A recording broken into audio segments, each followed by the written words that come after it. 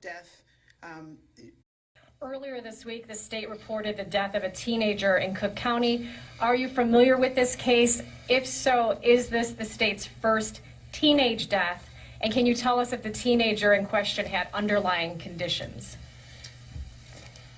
Okay, we're going to get a definition now of how you can determine whether or not someone died with COVID. Very simple. I don't have that information at my disposal at this time. I know we have had people of all age groups die. I just want to be clear in terms of the definition of people dying. Okay, here comes the definition of death by COVID.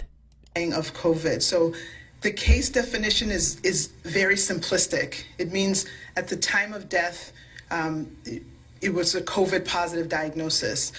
That means no matter how you die, as long as you were positive for COVID when you died, you are a COVID death. Even if you got in a car wreck or you fell off a cliff, for whatever reason that you died, as long as you had COVID, it's counted as a COVID death.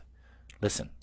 So that means that if you were in hospice and had already been given, a few weeks to live, and then you also were found to have COVID, that would be counted as a COVID death. There it was. Okay. She's going to make it more simple for us. Means that if technically, even if you died of a clear alternate cause, but you had COVID at the same time, it's still listed as a COVID death.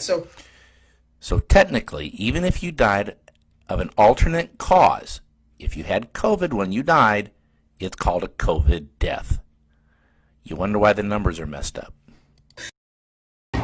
Earlier this week, the state reported the death of a teenager in Cook County.